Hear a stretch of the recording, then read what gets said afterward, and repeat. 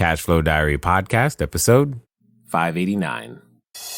Welcome to yet another exciting episode of the Cash Flow Diary Podcast, the podcast that teaches you insider tips, tactics, and strategies for creating leverage streams of cash flow into your life. Learn from top-performing entrepreneurs, business owners, investors, and thought leaders from across the globe as they share their secrets to success.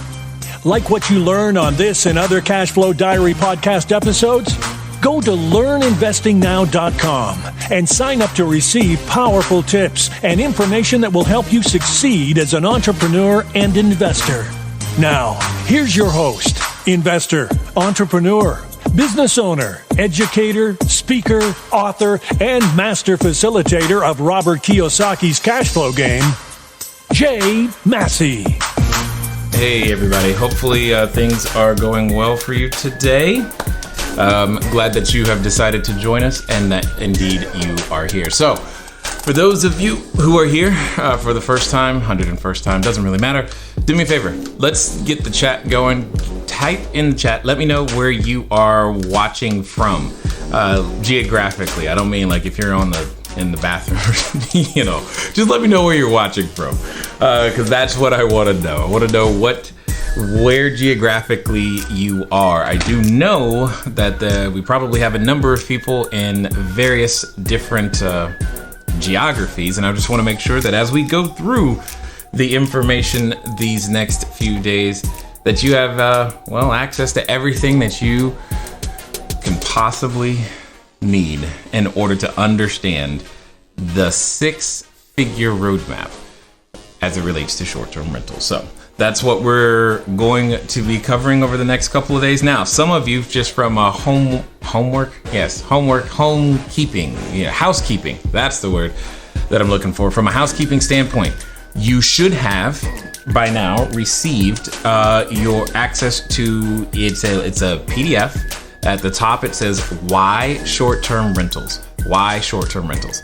If you have not yet received the PDF that says, Why Short-Term Rentals, what I need you to do is to type in the chat, Short-Term Rentals Rocks. Yes, that's what we're going to type. So type in the chat, Short-Term Rentals Rock, if you have not yet received it. And then we have two wonderful individuals who are here helping us, making sure that you guys get to stay focused on the information and that you miss nothing.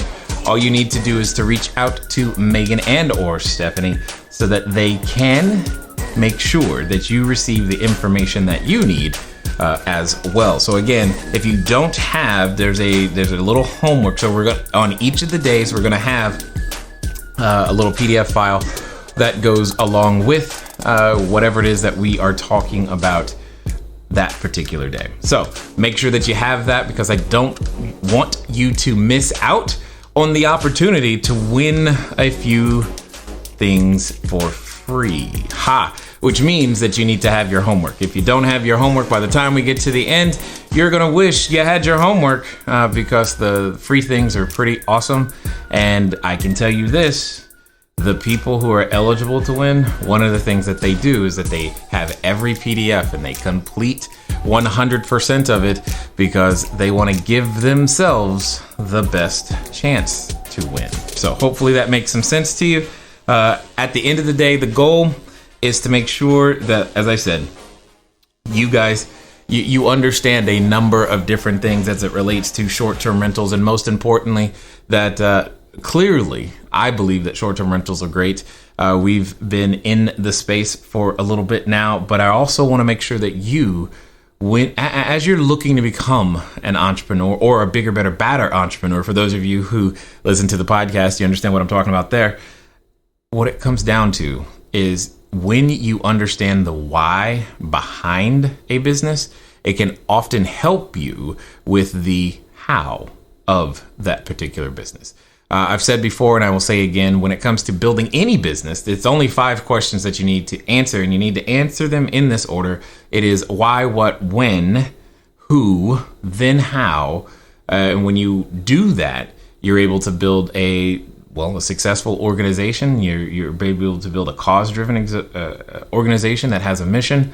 And the best part is is how is often left up to someone else in a lot of cases. Yet sometimes when you're first getting started, you are the why, what, when, who, and the how. And you've got to figure out, what on earth am I going to do? How am I going to do all of these things that, well, maybe you've never done before? And that's one of the things that's going through your brain right now. It's like, so I'm also curious to know, let me see, of those of you who are here, how many of you have heard of, thought about, wanted to, stayed at, seen a news article about a company named Airbnb or HomeAway or Booking.com in the chat? So if that's you, just give me a hand emoji inside the chat so that I can see that, because I'm curious. How many of you know something, are aware of them, any of those companies that I just mentioned in some way, shape, or form? And then I'm also curious to know if any of you actually are already practicing, meaning you have one location that you've been using as a short-term rental, maybe more, I don't know. And if we have any of you like that have been running a short-term rental for a while, I would love to know how many you have. That's number one. Number two, same line. How many and how long? How many and how long? Like 1 unit, 3 months, 5 units, 10 years, whatever. I want to know how many, how long. So that's really what I'm interested to see. And I see a lot of the chat going on over there, which is exciting to hear as well. So I was going to say, Megan and Stephanie, if you can remember that the individuals who are typing short-term rental rock are the ones who still we need to connect with them to get them the PDF of that goes along with today's information, so that they have the ability to make sure that they can keep up as well. And for those of you wondering at home, what am I looking at? I am often looking at my phone, as you can see right here, because on my phone are the answers to a lot of the PDF, the homework, etc. Because I'm making sure that just in the same way I'm asking you guys, I've got my homework more or less right here as well, so that you guys can know that that's like, if I'm jotting down, I'm like, oh yeah, that's right. I got to make sure, kind of like how the teacher does at school, where she's got to make sure that you that she's covering all the things and make sure that she gives you all of the answers for the test. Anyway, you get the idea. So my I just want to make sure you guys got it and let you know that what is he looking at, so that you don't what's going on there. Nope, it's my phone, and sometimes we'll be sharing my screen, and we got a number of things to go over that. Okay. Also, you will notice, or should soon notice, inside the Facebook group, let me see, over to, I think it's going to be on this side now. If you're, depending on what device you're using, like if you're on a desktop or a tablet with a full screen, over here, you're going to see a section called Units. Inside that section is where we are going to be placing, again, some actual homework for you guys to do. So there will be actual questions for you guys to answer. We want to make sure that you get it as we continue to go through. So feel free to participate, because as mentioned earlier, your entries are gathered based upon your participation. Participation can be things like emojis, if you will, or it can be reactions on the screen, and it's definitely comments in the stream as well. So just want to make sure that everyone knows what's going down, and that is 100% there. So if you are ready to go, if you do me a favor, I like to do this in some of my when we're doing live events. If you're ready, say I'm ready. So what I literally want you to do is to type in the chat, I'm ready. So okay, so if you're ready, say I'm ready, which literally means type in the chat, and maybe some of you'll put a little, I don't know, megaphone after it as well. Whatever, you get the idea. Many of you, though, you have not been or are not currently, as you know, here at Cashflow Diary, we do a number of different things. At the end of the day, it's real estate is kind of what we tend to focus on, but it's cash flow ultimately that we care about. And for those of you who are here or being exposed to us for the first time, we're definitely glad that you are here. There's probably a number of students in the chat as well. I have no idea, but I do know we did send out messages far and wide in order to help as many people be able to find us and get here as humanly possible. With that, I now say this. One of the particular items that is one of the ways to get the absolute most entries, okay? One of the ways to get the absolute most entries for the giveaways is to make sure that you invite someone to watch all of these videos right along with you. And if there's more than someone, if there's more than one someone, that's also fine as well. So that you know. What does that mean? That means if you know a friend, you guys have been talking about short-term rentals or cash flow or getting involved in real estate and making that happen, then now is the time to make sure that that friend is here. Because here's the one promise I can tell you. I can tell you that the information that we're going to give you over the next few days, it's going to make sense. In fact, those who have acted on the information are making lots of dollars. Anyway, bad joke, I know. But my point is that there will come a point at which you go, man, I wish so-and-so was here. Because then I could show them, or instead of trying to have to recreate the entire situation. So have them get here, have them get a worksheet, have them follow right along with you. Because I know that Megan and Stephanie are doing a great job right now in terms of making sure that all of you are prepared for class. With that, let's begin. So many of you are familiar with real estate, right? You get the idea. It's not something that most individuals, they come to us usually understanding that there's some benefits to real estate, right? Which is great.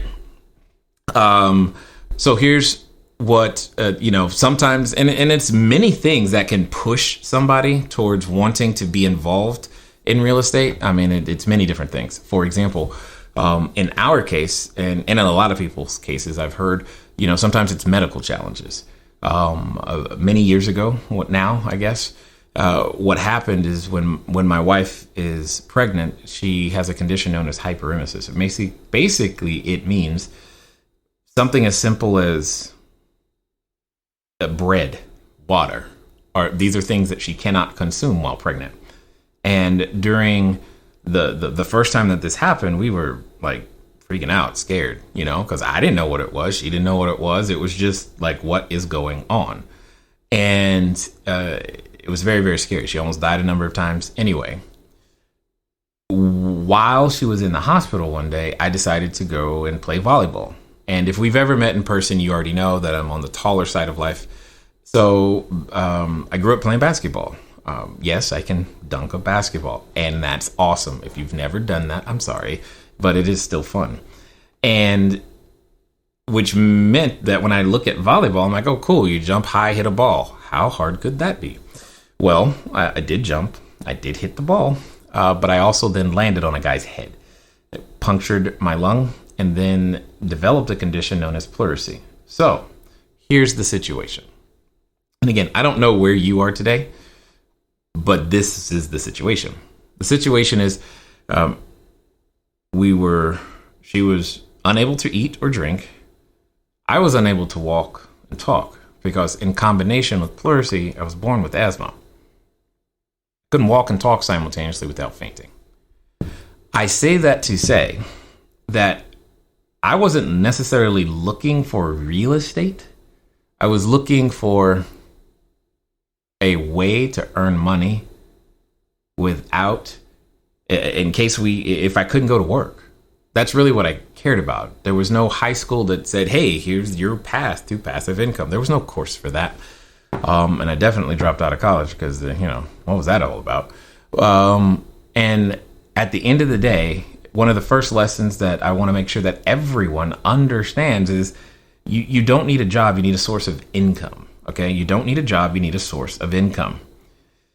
And that is then to say, one of my friends at that particular time said, hey, you should get involved in real estate investing. And I'm like, dude, I got a credit score of 398. I got no money, nothing.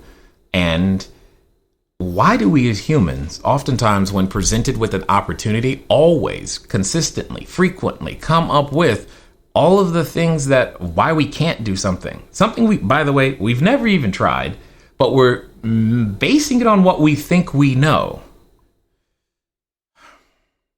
For whatever reason, that time I did not do that. And I said, sure, you're just going to have to teach me everything. I was being somewhat sarcastic and snarky, if you will, because in my head, I was sure of what I knew. Mind you, I had no reason. I couldn't point to anything that gave me such confidence, but I was sure. So I was like, well, if that's okay, if that's so true, then you are going to have to show me how to do it all and I got no money. And by no money, I know some of you, when you say no money, what you mean is I'm down. There was a time I was a financial planner and I would meet with some clients and they would start conversations like, Jay, I don't know what I'm going to do. I'm down to my last $2 million. It's getting kind of rough. Now, I know sometimes when I say that out loud, some of you are like, what do you mean? How is that rough? Oh my goodness. And some of you, though, you actually can relate to that. You know exactly what I'm talking about. But that's not the kind of no money I was referring to at the time. At that time, I was talking about literally no money, as in none, as in zero, as in we're meeting for lunch. And if you want to pay for this lunch, then and only then will I be eating today. At that time, we were making decisions like electricity or food. Which do we turn on? Which do we keep? Do we buy the food or do we turn on the electricity? Those were the things. Anyway, he shows me what I needed to do. I start walking the path. I start listening and letting other people's information influence the direction of my life. Because I had to face a very cold, hard truth. That cold, hard truth was very simple, very clear, very easy. My best ideas created the situation that we were in. And that's the same thing that I would submit for your acceptance, is that your best ideas, the good ones, created the situation that you find yourself in today. Whether that situation is great and all you can go is, oh my God, this is the best thing ever. Or you're like, man, I don't like this reality that I'm feeling so much. And that's what happened. And fortunately, I was in a position into which I could no longer pretend that, nah, I'm good. I just couldn't pretend. So I just started doing what I was being asked to do, which was for my own benefit. I remember June 18, 2008, we closed our first transaction. Now, mind you, we're still squatting in bank-owned property, literally running from the police, trying not to get arrested because we're in bank-owned. Just trying to be really clear here. All right. And yet, on June 18th, I had closed on a property and actually out here in San Bernardino, California. What was interesting about that is that I had been told, I don't know if you heard this. You tell me, have you heard this? Have you been told that you can't have a property if you have a foreclosure? Have you been told you can't do that because you've got bad credit? Have you been told you need money? Okay. Have you been told those things? Do me a favor, comment in the chat if that's the case, because that's what I heard. That's what I was told. So the challenge is that at that level of thinking, I cut myself off from potential opportunity in other areas without even realizing it, if that makes sense. Okay? Like just gone. I never gave myself a chance because what I thought I was so sure of, what I knew beyond a shadow of a doubt, what I thought was true wasn't. Period. Anyway, after June 18th and closing on that first property, and that, mind you, that was the first time I never even like received passive income. I'm like, wow, this is kind of neat. And it was around $200 a month at the time. I'm like, it was the most weirdest feeling ever. I can remember holding the deed in my hand, wondering if someone saw me or was going to come and take it away, because I'm like, I still have bad credit. Don't they know? Anyway, 398, guys. Who in the chat, did you have a score? Did you even know credit scores went down to 398? You can be honest and say, no, dude, I had no clue. You were jacked up, because that's the truth. Yet I was also in the process of doing something that I had no idea, beginning something that was changing. Anyway, one of the next things I want to make sure I leave you with as we get into and continue with understanding is that you can play any game, if you're taught the rules. You know, you've learned to play checkers. You've also learned, some of you, to play chess. Many of you have played the game of life. You've played Monopoly. Some of you have played my favorite game, Cashflow 101. You weren't born knowing those rules. You had to learn them. And real estate and business is literally no different. You have to learn the rules. You can't just jump in and go, cool, I know what I'm doing. No, you don't. In the marketplace, it really doesn't care. It'll tell you that you don't know what you're doing with no sales, no clicks, no leads, no, nothing. No audience, nothing. That's how you know you can start a podcast, but if you don't, no audience, marketplace is telling you something. Anyway, shortly after understanding that, hey, this is a skill set, I realized something. Hey, if this is a skill set, then the only limitation is the number of times that I can execute it. Cool. So I started trying to execute it more. 3 weeks after we closed on the first one, we did 10 more. A few weeks after that, we did more. We kept doing more. And here's what I am trying to say to you very clearly. And what was true late night TV fashion, first 6 months of 2008 were not that great. The last 6 months of 2008, starting June 18th, almost the dead center of the year, we ended up creating 6-figure income in 6 months. Now, in my family tree, no household had ever done that, let alone one person. So my family tree changed at that particular moment. And I had no clue what was happening. And it was all because for one of those few times when I did not let what I did not know get in the way. What I thought was true wasn't. Anyway, we've since gone on to do well over 200 transactions as wholesalers. That was great. And for those of you who may not be familiar with that particular strategy, what that simply means is that we would earn between $2,000 and $26,000. Yes, between $2,000 and $26,000 per transaction, and close it within 72 hours. 72 hours. And that is great, by the way. Shortly after that, though, I got introduced to the tax man. I did not know what I was doing. And after you pay that tax bill once, again, I'm not the sharpest tool in the shed. I just said, is there anything I can do to make sure that doesn't happen again? Because that was not fun. I had never seen anything. Just the tax preparation bill was something that was amazing to me. I'm just like, wow, I can't TurboTax this anymore. Life was changing. I need a person. Help, please. But I just learned that there was a better way. That's basically what was happening, is that I started out with wholesaling. I'm like, oh, this is great because it solved the problem at the time. And then what ended up happening is I was like, oh, well, I don't like that part. Is there anything I can do about that? And then I learned some more. And it became, well, if you want to get rid of or handle what is known as your adjusted gross income, you better start working with your taxes and having some of these benefits. And I'm like, what benefits? And that was the first time I learned that the government will gladly give you all your tax money back. You just got to do one of 4 things. You got to learn to provide energy. You can provide food. You can provide housing, or you can provide jobs. Do any one of those things and they will give you your tax money back. And I'm like, well, I can provide housing and jobs. Okay.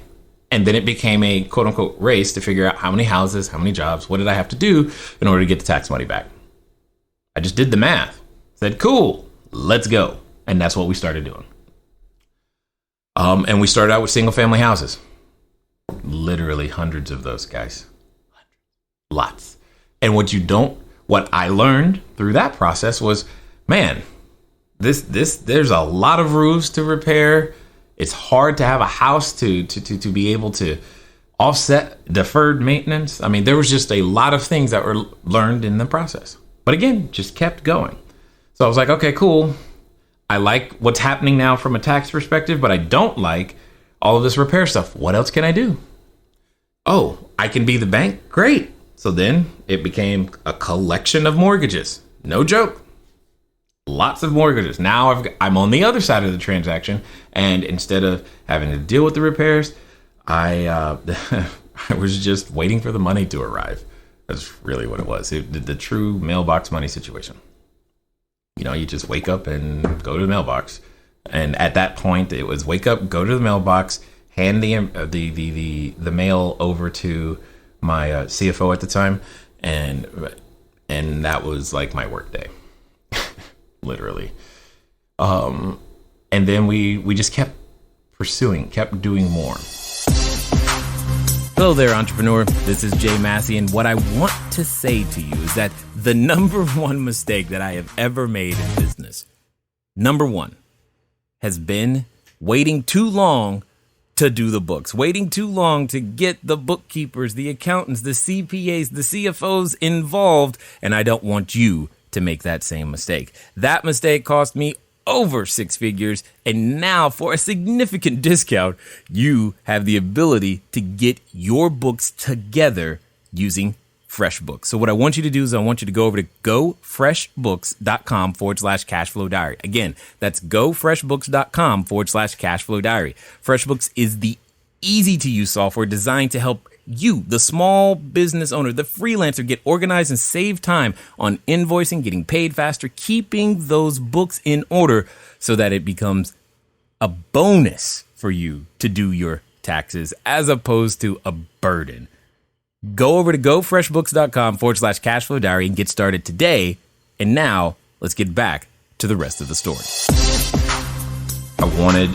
Then my CFO came to me and said something to the effect of, you are spending too much time relative to the income you're generating per transaction. I'm like, what? Now, mind you got a lot of passive income coming on. And I'm like, who are you to tell me that what I'm doing ain't efficient? Anyway, she was right.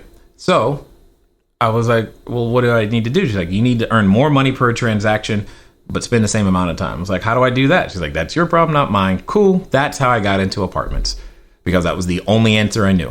I'm like, so I guess that means if instead of working on all these single family houses, if I say do 5, 10, 20 units at a time in an apartment building, would that do it? She's like, yeah. I'm like, okay, then I guess I'll start doing that. That was the decision, moved in that direction. Then over time, realized apartments were great, but I also started learning other interesting, quirky things. I did not know, but billboards and toll roads and all of these other things were also things that could cash flow. So I ended up with a cell phone tower. Also interesting. And that also led to retail, commercial. Also interesting stuff. All of these transactions, all of these things, all of this experience, really long story short, we end up in a situation in which, you know what? We got a lot of units. And there's not a whole lot for us to do every day. I found myself in a situation around 38 years old where I could effectively call myself retired. And I was also bored. And that was also really bad for me. Oh, yeah. And then we went through a piece where, because of, again, I'll just say that took my eye off the ball, and somebody was able to get away with around $800,000. That was not a good day. Week, month, years, all of these things. Just wasn't a good time. However, here's what I've learned along the way. And running a portfolio that was, hundreds of units, 400 plus units all across the United States, I learned systems, because through those systems, I was still able to live in Southern California like I do today. Yet the properties were able to be in Michigan, in Georgia, in Tennessee, in Michigan, Georgia, Tennessee, Colorado, and there's probably more states. I just don't remember them right now anymore. And what's interesting about that is that was a very valuable skill. Still is to this day. However, I also learned something else, that you can get hit really hard, $800,000 hard, in fact, and you can still survive. You can make a mistake and recover. In fact, you can make really big mistakes that you would never imagine seeing and recover, provided you've built a strong team. If you've built a strong team, you've got a good support system. See, I have an incredible spouse, an incredible church, incredible Lord. All of those things come together at moments like that to make sure that we can keep moving forward. But I also had a bigger problem. The bigger problem wasn't so much that we had a whole bunch of property and all this other stuff. It was I making a difference? That was the problem. Period. And it started out trying to make a difference just in my kids' life. That's how Cash Flow Diary became and got started. And then it became, can I make a difference in other people's lives? And I know right now you're like, what does this have to do with short-term rentals? I want you to hear the thread and the theme. Because all of us have a story, have a reason why we do what we do, and what is better than what. And for some of you, unless I go through this, you question, you wonder, does he really have real estate experience? Because I heard that fix and flip was great, and what about short sales, and what about land deals, and what about this, and what about that? And what I am trying to impress upon you is that it's more than just the numbers. Although the numbers are great, it's more than just the numbers. It's also quality of life that matters. And here's where we end up today, or at least a little bit further. As I start developing Cash Flow Diary and flying around the country and the world, teaching individuals, some of the individuals come to me one day and just simply say, hey, Jay, I know, thank you for helping us, with raise capital, etc. Great. Awesome. And here's what we did with the money. Now, at this point in my career, I had heard, thank you for teaching me XYZ, but this is what I did instead, because I thought it was a better idea stuff. I had heard that so many times that I was often going, oh, crud, what happened now? That's what I was saying in the back of my head. And then they just continue to explain themselves that, hey, we started here, we ended up here. We were doing student housing, but we took the capital and we did this. And I was like, okay, tell me more. And they're like, yeah, and the numbers are now such that it's very confusing for us. We don't know where to spend our time. I'm like, what do you mean? How is that possible? And what they were doing at the time, that's when I got introduced to Airbnb. This was 4 or 5 years ago now. And they said very simply, we just don't know how to divide our time anymore. And I'm like, well, that's easy. Let's meet. Let's look at the math. The math will tell you what to do. And we meet at one of my favorite hot dog places in Long Beach. I grew up in Germany, so I like bratwurst like crazy. Bratwurst, between bratwurst and bacon. I mean, if you get both of those in the same day, I think you've had a good day. Moving on. Here's my point. I'm sitting down. Bratwurst is here, mind you. But my eyes are glued to this Excel sheet because I couldn't ignore what I was seeing. And I started asking them, is that every month? And they said, yeah. And I'm like, are you sure? Because I just never seen anything like that. Mind you, I've been all across the globe. I've taught on cruise ships, foreign countries. Anyway, lots of stuff gets offered. And this is what I'm looking at now. And by this point in my career, remember, in the back of my head, I'm thinking things like, how am I going to make a difference? I'm not making a difference in my own backyard, but hey, I've got property everywhere else. That's wonderful. those things become important. And one of the interesting things about real estate is that traditional real estate is a great way to build wealth and a horrible way to try to build income. See, what ends up happening is the deferred maintenance piece gets in the way. You start wanting to provide a better product. I'm just curious, how many of you, show of hands in the chat, want to provide a great product? Just give me a hand emoji. I want to provide a great product, because I believe that that's who you are. You want to provide a great product. You don't just want to be the proverbial quote unquote slumlord.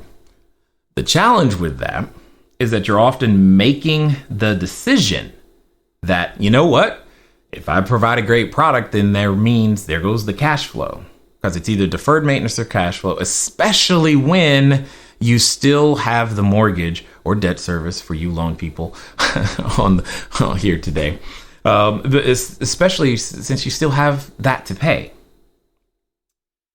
See, but I don't know how many people you listen to will tell you that. I don't know how many people you listen to have had that experience. But I know that's the thing. This is part of the trade-off. Additionally, when you're building a large portfolio, or you have dreams of doing that, and you think you look up on YouTube or something and passive income and all this stuff is what you want, it's possible. Real estate makes it more probable for most individuals. But here's the other thing that they don't always say, is that sometimes your geography can be very limiting. Some of you right now, you are in geographies where the houses are a small fortune. The down payments are hundreds of thousands of dollars, definitely tens of thousands. But some of you know who you are, you're in those geographies that are hundreds of thousands of dollars. So when you get bit by the residual passive income bug, and you're like, real estate, to get one transaction done is such a huge risk. I mean, it's massive. And sometimes you if you're trying to hold that property, you have to make a 30-year commitment. 30-year commitment. And although this is sad to say, but in today's world, most marriages don't last that long. But yet you make a commitment to a property when you have no experience.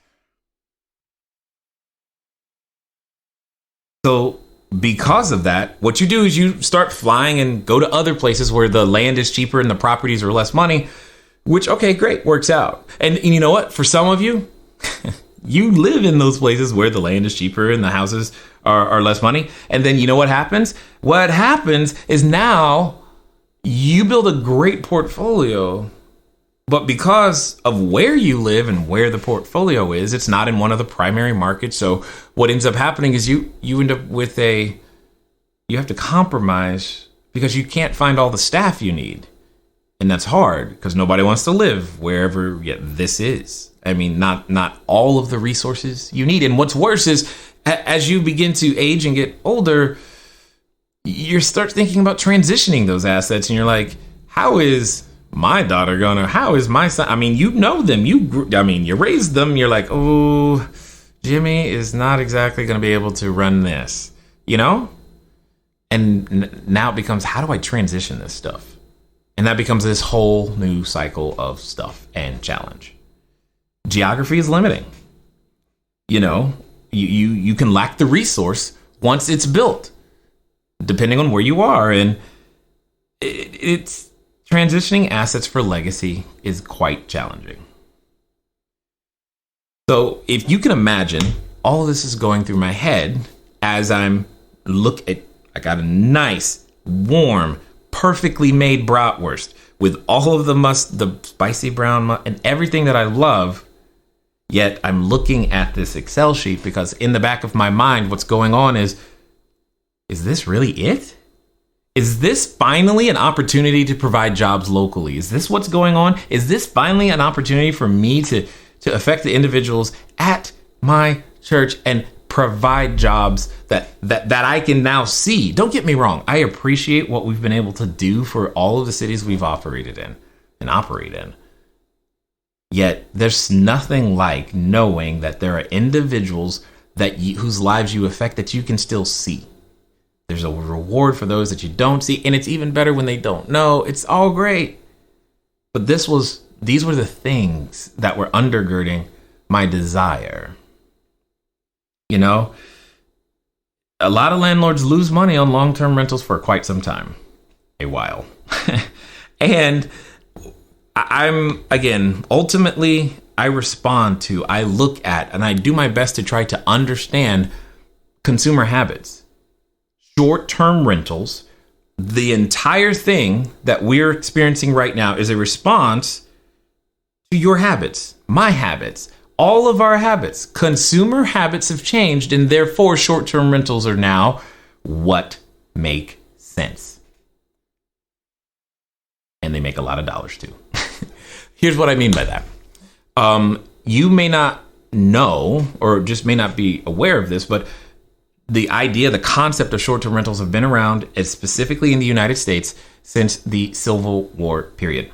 When banks would go to give a loan to again, mind you, it's your primary residence, you need a loan, I want to buy, great. One of the questions for underwriting was simply, do you have a second building on the property so you can rent it out? They wanted to make sure that you could make the payment. That sounds very financially responsible, like a bank would do, because it makes sense. See, short-term rentals aren't new. What is new is technology, however. Technology has come in such a way to absolutely transform, flip on its head nearly every industry it's touching. And real estate will be no exception. Finance will be no exception. This is what's happening. And it's happening to you and I, and it's happening in real time, and it's happening right now. Short-term rentals are leveraging the technology most people are trying to ignore, specifically in real estate. And I'm not saying your yellow letters don't work. They still work. They still give you a return on investment. What I am saying is, if you spent $2,500 on your yellow letter campaign, is that the best place for that $2,500 today? I'm reasonably confident that it's not. And the same thing is true. You may have a portfolio of 5, 10, 50. You may only have one property. And for now, you may have been renting it out to one family for multiple years. Awesome, great, wonderful. And I'm just simply asking, is that the best use of the time at that particular property today? Are you yielding, keyword, yielding the most you can from that particular asset? And I'm, again, reasonably confident that the answer is no, you're not. And that day, as I'm sitting there, I did eventually get around to eating the bratwurst, I promise you. My mind went back to it, but I was very excited, still am. And I began to dream, wonder, like, oh my gosh, that means I can do this, and I can do that, I can do this. If this is true, do you understand? And this is ultimately what I ended up telling them. I was like, you guys don't even understand what you have. They're like, what do you mean? I'm like, this is so great. They're like, could you tell us more? Because I was being cryptic, but not intentionally at that moment. As I said, I've done a lot of different transactions. You take a lot of different levels of risk, whether you're a wholesaler, note broker, note holder, whether you're fixing and flipping, or whether you're doing short sales, whether you're holding the properties long term, whether that's single family, whether that's land, whether that is a apartment building or a cell phone tower or a commercial piece of property. With this perspective, I come to you knowing that all of us, myself and you included, must have a way to produce not just income when we aren't physically awake, but income that adjusts with inflation, because we have to battle fiscal policy as well. We have to. No choice. If you are alive right now looking at me and were born on or after 1974, ERISA came into being. ERISA changed the game. 3 years earlier, 1971, is when the rules of money were completely rewritten.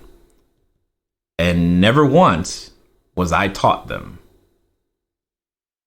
I didn't understand them. I had to go find out on my own. And unfortunately, there's too many of us out there who are older, who are finding out the hard way that Social Security is more like social insecurity, and that 401ks don't last long enough. And we're living longer. Yay, medicine. That's great. But it feels like a sentence to some people, because how am I going to make enough to make it work? And you're right, though. Real estate is great. But see, up until this point in the story, there's been a big roadblock, and it's usually that down payment. How on earth am I ever going to save that? How on earth do I ever get in position to make that work when I'm battling all of these other things? And how many of you feel like that's something that's kept you out? You've said to yourself, if I only knew, if I only had access to the money, do me a favor, put a $ in the chat if that's you, if that is how you are feeling. Because see, tomorrow, by the way, one of the things we're going to talk about is getting the money. Okay, so make sure you definitely come back, and don't forget, tag a friend, bring them with you. But here's my point. I remember sitting at Starbucks, because I was thinking the same way at this time, because I left that table that day going, you know what? Not only is this good, but I want you to understand something, because again, this is not something I've normally done. Not only do you have something here that's really good, it's so good, I'm going to do it too. And I've never said that to anybody before or since, for that matter. I'm like, that's great. I'm doing it too. Okay. Never happened. But here's my point to you. The next few months, I didn't want to tell anybody. I didn't want to tell anybody, not because I was trying to hoard the opportunity for myself, but because I felt a responsibility. Like, if this didn't work, and if Jay just goes off on some weird tangent and, things don't go so well, cool. But if I say something to other people and they start trying things randomly based upon what they think they've heard, either from me, then I consider that to be irresponsible. I consider it to be irresponsible to have a platform to ask for your attention, which you do give, and thank you, and then not make a way for you to do the exact same thing. It's not about, look at me, I've done all this, ain't I great? It's, let me help you, because these things are coming. Inflation, taxes. That's typically what I'm referring to. Because that's what the news is saying. And what defense do you have? And sometimes the best defense is it's a great offense, but we're not taught to play financial offensive strategies. And if we are taught to play them, oftentimes really large barriers come up first, like a down payment, like a credit score, like all of these things that can get in the way. And understand that real estate portfolio, the one that never used a bank, guys, you got to understand, hundreds of units for insane what is possible. I dare you to give yourself the chance. Anyway, here's what transpires. Over the next 6 months or so, after that, I start figuring things out, and I'm like, oh, cool, do it this way, say this, do that, all these things. I just start, and then in a very, very short period of time, we end up with another 7-figure business. We're like, what just happened? I had never grown anything to 7 figures that quickly. 6 months. I'm really trying to be clear here. And I was like, what is going on? Now, are you going to do it in 6 months? I don't know. Are you going to do it ever? That's a great question. I hope so. I know the car works. I need you to get in and drive, though. And I'm trying to explain from an experienced point of view why short-term rentals work. See, I mentioned it earlier. When you're first getting started in real estate, sometimes you have to make a commitment of 30 years. Oh, maybe I'll do 15-year mortgages. Great. Whatever, dude. I don't really care. You get what I'm saying? Yeah, making a long commitment of a lot of money, but yet you have no experience. Would you give your 16-year-old the keys to a high-performance vehicle? Probably not. Why? Because they'll probably hurt themselves and or someone else or both. You know, and that high-performance vehicle, in many cases, is still less than the piece of real estate that you are being handed the keys to, even though you have never screened a tenant in your entire life, even though that you've never collected rent, even though you've never evicted a person, even though you've never done many things, and you are suddenly subject to a whole bunch of on-the-job training while you have the majority of your financial assets at risk.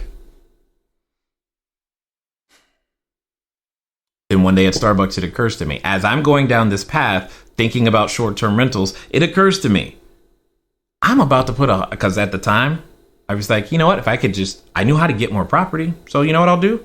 I'll just do a subject to. Some of you have heard of that. Yes, it works. Anyway, I'll just subject to. I found a property right down the street from where I live and go, cool, here's one. Let's do that. I was in escrow. I think it was one day, maybe one day. It was a few hours or so before I had to remove final contingencies. Meaning, once they're gone, I'm buying this house. It's going to take $100,000 to take it over, and then and do some rehab, and then I had to furnish it.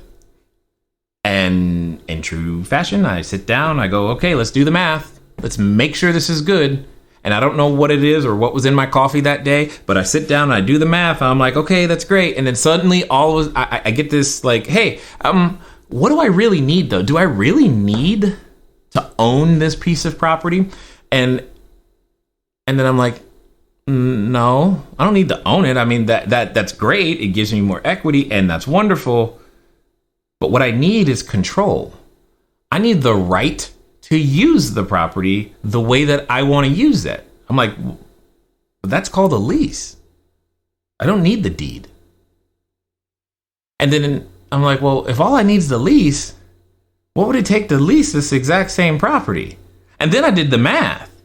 So instead of doing all that stuff I was going to have to do to catch up the behind and do all the takeover and the rehab, I said, if I just lease it, what would this, I think it was a 3-bedroom house. What is this house what would it produce? And I was like, whoa, wait a minute. It's going to cost me less money up front. I'm going to get started faster, less risk. And then it was like, well, instead of leasing a house, what happens if I lower, like suddenly now I'm doing business hat. I'm like, if I can take that upfront cost, well, what if I lower it? Like by leasing an apartment? I wonder what would happen then. All of those things occurred in stages to the point to where I go, oh my God, this is amazing. This is what I have to do. This makes so much sense because I ran the numbers and it told me that, hey, if I had a pile of cash, I had a shot at getting 100% of that cash back within 10 to 18 months. And then I ran the numbers again. I know what it's like to put down a down payment. Okay, cool. Once the down payment is done, how long till I get that cash back if I don't refinance? Mind you, yes, I'm aware that refinance and there are other things that are available. But if I don't refinance, because see, to refinance means you got to fit in somebody's box and that box changes. And if you are hinging your strategy on that refinance, you could end up stuck. That's a whole nother story. That's how I bought some great deals, by the way. It's because people ended up stuck, unable to refinance. But I start looking at this and realizing that, oh my goodness, it's going to take 15 years if I don't refinance this property for me to get my cash back. And that's assuming I don't have any deferred maintenance. That's assuming I cash flow the entire, that was assuming so many things that I knew were not going to happen.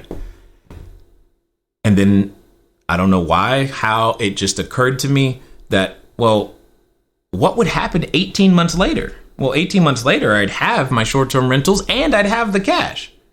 I'm like, well, that sounds better. I mean, right? I mean, because again, mind you, I'm by myself, so I don't have anyone to talk to, but I'm looking at the sheet of paper going, okay, well, I think I'll do that. And then I set off trying to find and talk to the landlords and figuring out all the things that you feel stuck on sometimes. Getting a landlord to say yes. For those of you who are like, oh my God, if I just knew how to do that, do me a favor, give me two-handed emojis in the chat. Two-handed emojis in the chat if that's you. I just want them to say yes. If I could get to a yes, that would be great. Two-handed emoji in the chat. Yes, right now. Yes, you. I know you're probably across the room. Walk back over to the computer. Go, make this the main window. Don't put me in the background anymore. I'm messing with you. Anyway, go ahead, go two-handed emoji in the chat. And make sure you come back on day 3. Because guess what we're going to be talking about? We're going to be talking about exactly that. How to get the landlord to say yes. Anyway, what ends up happening is as I go through that process, I just realize that the numbers make sense. It is on trend because the consumer habits are different. It is growing. It is, oh my gosh, what I mean, and a whole new world of possibility opens up to include this. Knowing what I know today, everything that we have done, if I was starting over today, I would, and I quote, this would be the strategy I would start with. Period. Nothing different. This would be the strategy I would start with for all of the reasons I just told you. Because you will gain the experience. Yeah, I know you want to own property. I want you to own property, but I would rather you own property when you know how to make it produce income. See, you can't just have an asset. What produces the best ROI? Well, what are you the best at managing? Period. You know, that's what it comes down to. Because sometimes people ask me, hey, Jay, what about this location? What about that location? What about over here? What about all? Okay, great. Yes, I understand why you're saying that. The real question is, are you able to manage the customer? Do you even know who that might be? Let's start with that. See, those are the things that begin to make the difference. Like all of the difference. And your ability to be successful is, do you have a system in place? Can you? How can I? Jay, I have no time. Well, good news. We're covering that on day 4. Don't worry. Come back. Because ultimately, at the end of the time, at the end of the day, like I said, it's quality of life. Knowing what I know today, this is what I would do. Here's why. It makes dollars. It makes sense. And when executed properly, you get to provide clean, safe, affordable housing to people that need it when it matters most without the geographical limitations, without having to concern yourself with, do I know what I'm doing? Because you're going to learn literally on the job training without a 30-year, 15-year commitment. No, makes lots of sense. I'm not saying it's silly to own them. I'm just saying do it in a certain order. Because when you do, you come out better. You come out stronger. Many of you know people who lost property, probably in 2008, and possibly many of the ones that I purchased when I first got started, right? Well, what's interesting is that in order for the new people, for you and I, for us to get into any particular market, it must break. It can't go up forever, and that's fine. But what I'm also saying is that we've got to be a little bit smarter and know that we have a small window of opportunity in front of us. See, short-term rentals make sense because the marketplace, because customers say that's what we want. Period. McDonald's made sense when it did because the marketplace said that's what we want. That's it. Case closed. End of story. And they've gone through franchising, all that stuff. Everything, quote unquote, new always goes through a period of shake up and shake down and or whatever you want to call it with ordinances. That doesn't mean it doesn't work. It means how you work must adapt. And fortunately today, because we operate in so many different countries now, especially through our students, fortunately today, because we get to invest so much time into individuals, we have the ability to have insight into many different locations and geographies that allow our students to make gigantic leaps in a short period of time. And here's the thing that I really want you to hear. It's not a lack of information. I'm very well aware that you can go on YouTube and research stuff. I've got videos there too. I'm also aware that, it's not like it's brand new. So it's not like a new invention and there's some super secret that we at Cashflow Diary possess. I mean, trust me, Megan and Stephanie, they hear me on the phone all the time. They're like, wow, this is not as, it's just like, oh, well, that's kind of it. I mean, it feels like it, from the outside in, it can look like magic, but I promise you it's not. Doesn't take any sort of masterful degree. And yet at the same time,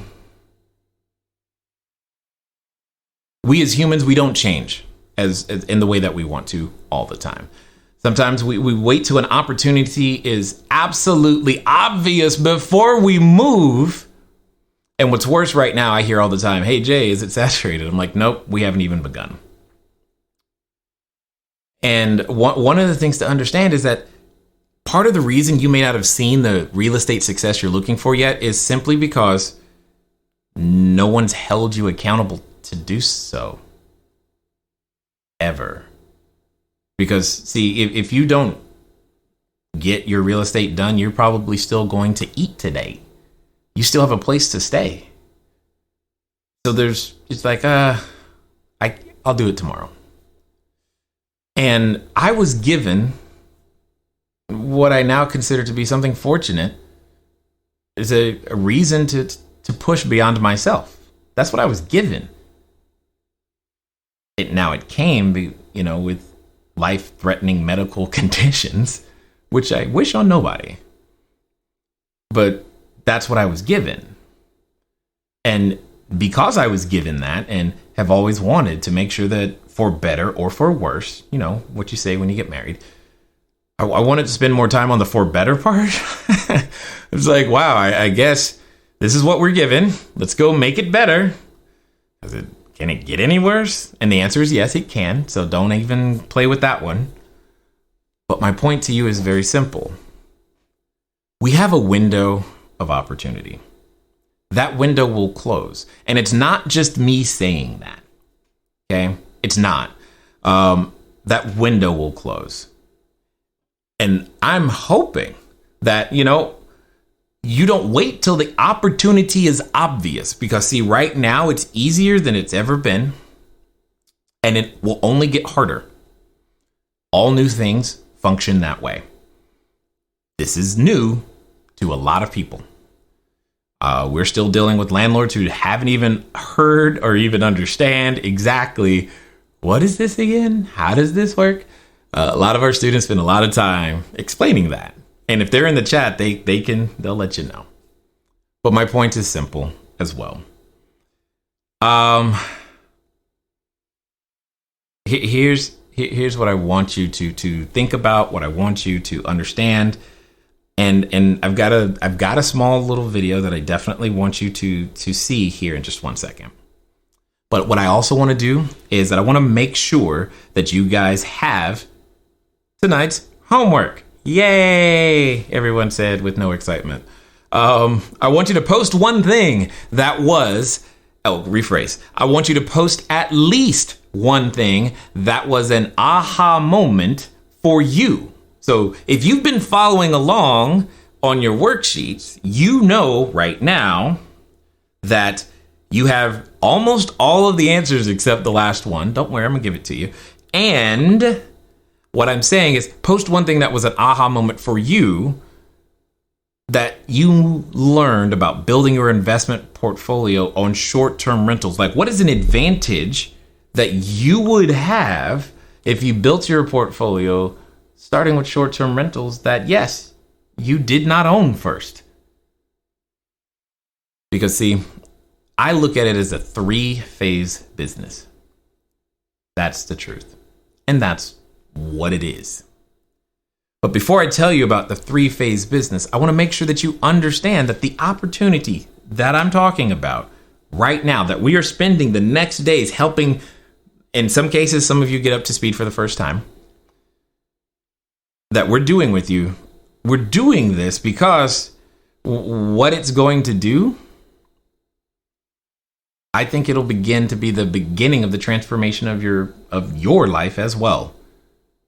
But I want to play a video for you. I want to play this video because when I play this video, here's what I believe will happen. Many more of you will begin to understand that the opportunity, that the window is closing, but the opportunity is still present. So let's watch this for a second. And for this next car, BMW wants to think 8 to 10 years ahead to reinvent again and again. The simplest way to predict the future is to make it yourself. Here's to the next 100 years of innovation. Well, that's the wrong thing. Give me a second, guys. That didn't. What is that anyway? Hold on. I don't know what that is. That is, I don't even know which screen that is. Like, where did that go? You see, this is the fun part of doing things live right here. You know, it's how you know it's not tape delayed or anything. This is real. Real today, right now. Okay, what's this? What is that? Okay, let's try this again. Come on, just play the video. Tell the people what they need to see. I appreciate you guys hanging out with me today. And I think you're going to not only like this, but you're going to like, well, everything that we've got for you. What is that? Okay, so what happened here is... Oh, come on. I'm coming back to the statistics. I want the article. This is crazy. There we go. All right. So there it is. Yay. All right. So let's try that again. Here we go. For this next car, BMW wants to think 8 to 10 years ahead to reinvent again and again. The simplest way to and yes, if I could skip the ad, I would right now, but I can't. So 100 years of innovation. We all live in the world and see that home sharing, home rentals are just exploding. Travelers are spending more money on Airbnb stays every year. Airbnb bookings are even catching up to the world's largest hotel chain, Marriott. Now Marriott wants a slice of the home share market. The initiative is called Homes and Villas. What was the main decision behind Marriott making this pivot and investing outside of its core business? I mean, I think if you don't change and grow as a company, you're not going to thrive. There's 2 big gaps that we saw in this space and why we got into it. We saw a lack of curation and branding and a lack of offering a consistent guest experience. The listings are focused on luxury. Many cost over $1,000 per night. We really see home rentals as additive. If you are a road warrior and you're out there staying at Ritz-Carlton's or St. Regis, W's, Marriott, Sheraton's, any of our 30 brands, and you have all these points that you've accumulated, what a wonderful option to be able to use them for a castle in Scotland or a beautiful villa in Tuscany as a redemption opportunity.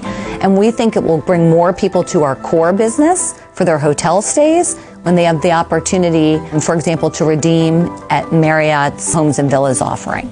Marriott has just 5,000 homes and villas listings. Airbnb has 6 million. Marriott entering home sharing, I don't think changes home sharing overall, because Airbnb obviously is much larger. Further, when you talk to a traveler, they think of home sharing as Airbnb.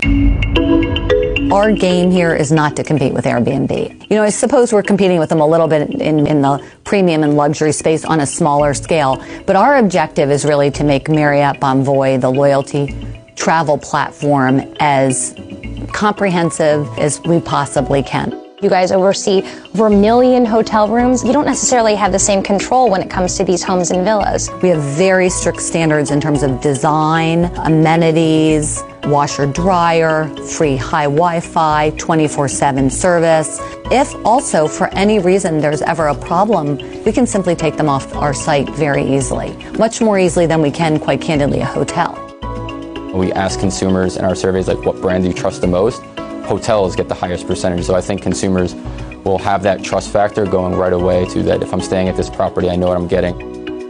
Do you think that this was a risky move for Marriott? I think it was a risky move, I do. But if you live your life being afraid of taking risks, then both personally and from a business perspective, you're not going to grow.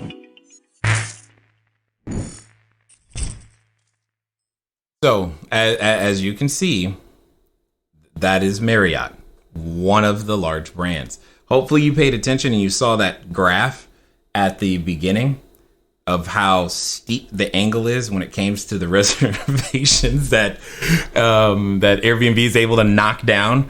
And that steep graph is what has them concerned. And what I also want to communicate to you is that that's them dipping their toe in the water. So, hey, we're going to try it out and see what happens. And they start with 5,000 units, not one. Now, again, they've got more money than all of us. They've done the research and they're entering into the market. Part of the reason you entered the market, especially at the top, is because the profit margin in general, while you may do less transactions, it gives you extra room to make mistakes. So they are literally planning on making mistakes. That's why they're starting where they're starting at $1,000 a night. Because see, I know some of you said, well, that's $1,000 a night. There's nothing that I'm going to do that's going to be that much. That's not necessarily true. You might. And so therefore you dismiss it. But no. They're not going to stay there. Because ask yourself, does Marriott, the company, the global brand, have other brands that are targeted to people of different socioeconomic classes? The answer is yes. The window is currently open. And I don't think it'll ever close, but it will get harder. Just like every other strategy in real estate, you know, it's easier today. Go find someone who says they're a wholesaler, fix and flipper, blah, blah, blah. It's been a long time since real estate has seen something, quote unquote, new.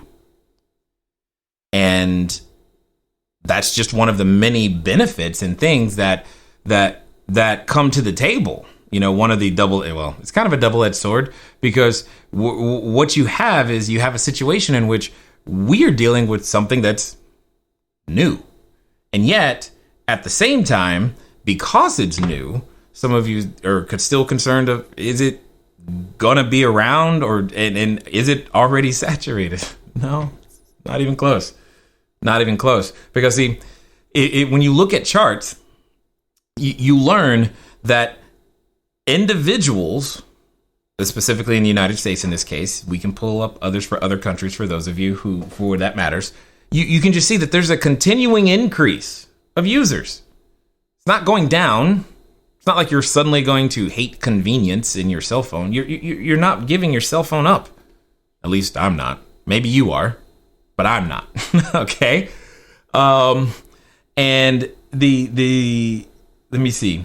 There's a lot of understanding that really, you know what? Look at this. Where'd it go?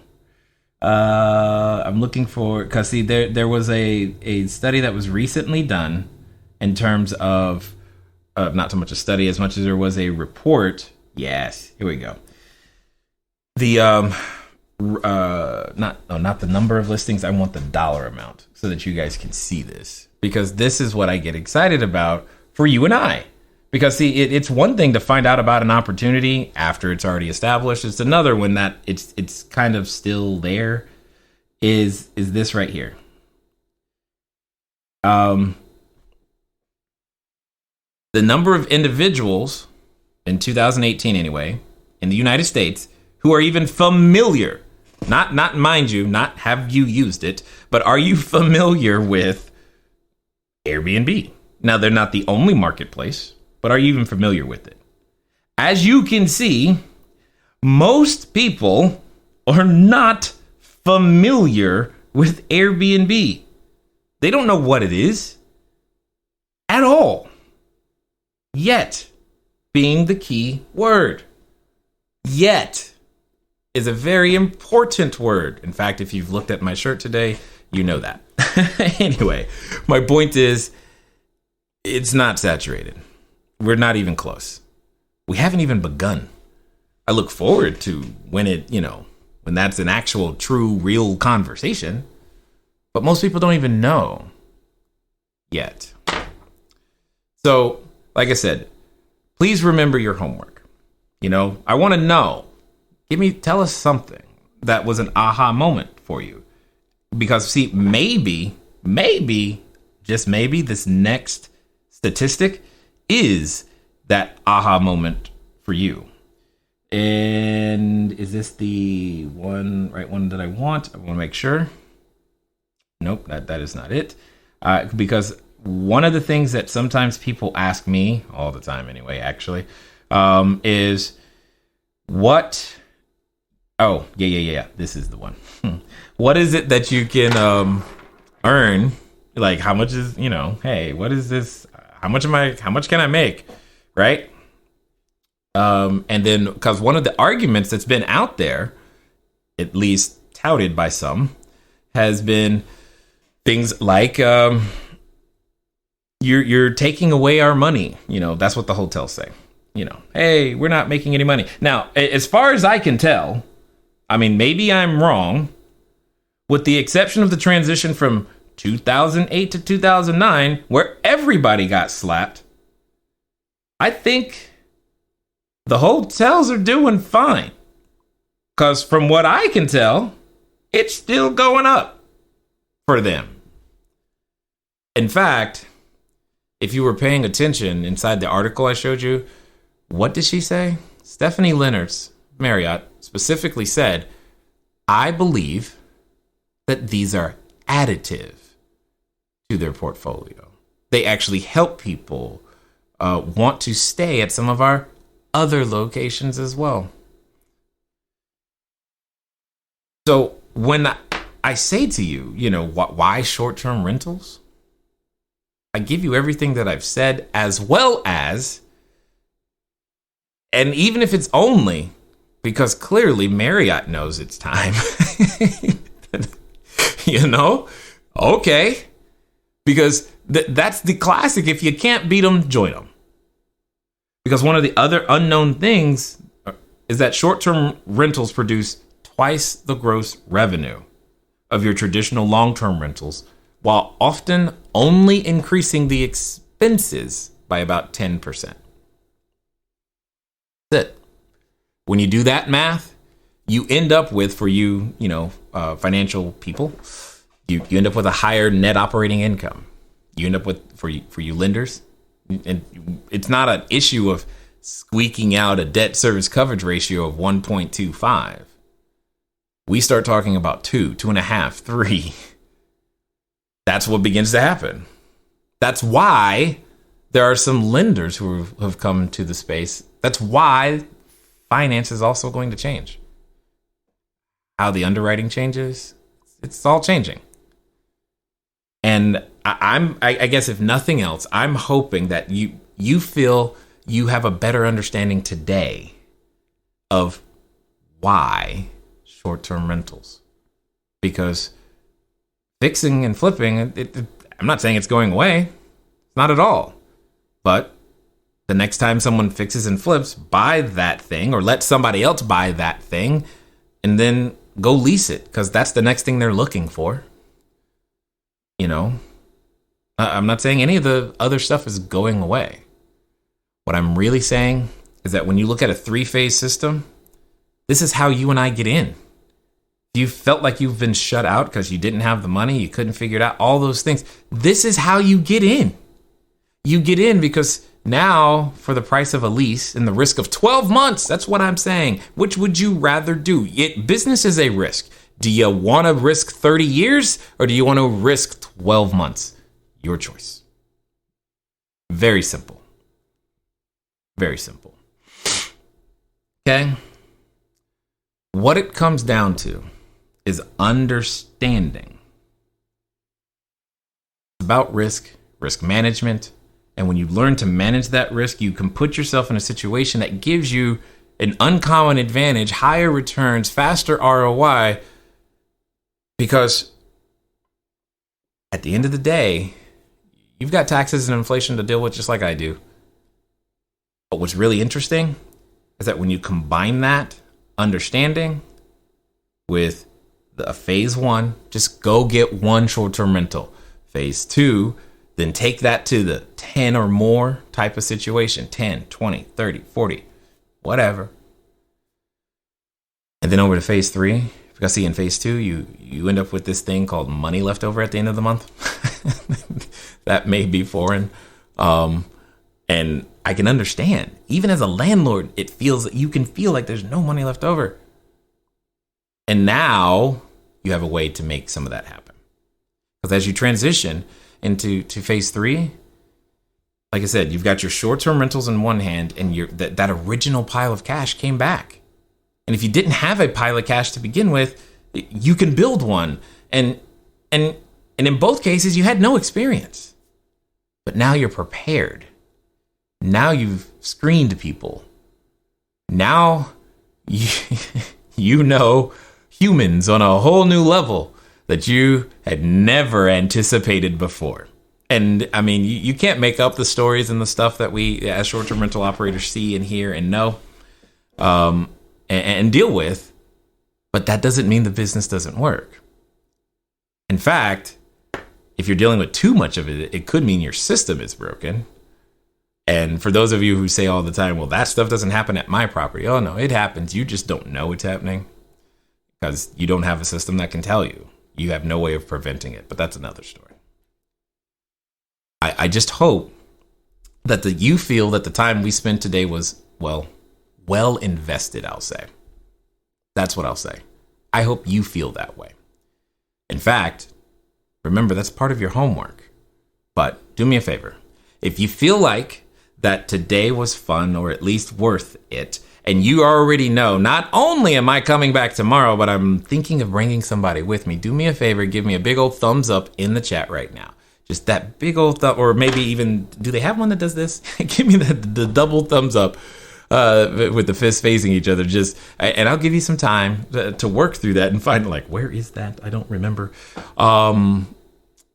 Because you're like, wow, that's just like amazing. Now, some of you received the invite here via email. Maybe some of you got here because you came in to, maybe you met Bobby, our chatbot. And you're like, man, how can I get more people to be able to get here? Forward them that email. That's completely fine. If you got a text message, forward that over. That's also fine. And like I said, the way to get the absolute most number of entries is to make sure that people you invite end up here, download the homework, and start catching up. For those of you watching maybe on the replay, inside the unit section up here, you're going to see this particular replay so that you can have it. And right below it, you'll see the same homework. Because hey, I want to know, was this worth your time? I think it was, but what I think doesn't really matter. What matters is what you think. All right. So with that being said, I am definitely looking forward to seeing you guys tomorrow, again, at 4 p.m. Now, many of you, if you've been in the Cash Flow Diary world for a while, you're like, wait, aren't we normally doing a Q&A? Yeah, normally, but not tomorrow. Tomorrow, we're going to start talking about how to find the money. Because, see, I know that some of you, no matter how great I tell you the opportunity is, no matter how many times I compare what's possible, in your brain, you're still going, but I don't have the money. Well, make sure you come back. Make sure you grab, when you come back in tomorrow, we're going to be doing the same thing. Remember, you're going to enter Short-Term Rentals Rocks. We're going to make sure that we get you the homework assignment so that you can have the worksheet and follow along. And we got a few more days of this, guys. I think it's going to be fun. Anyway, it's been fun talking to you guys today. I look forward to talking to you soon. Until next time.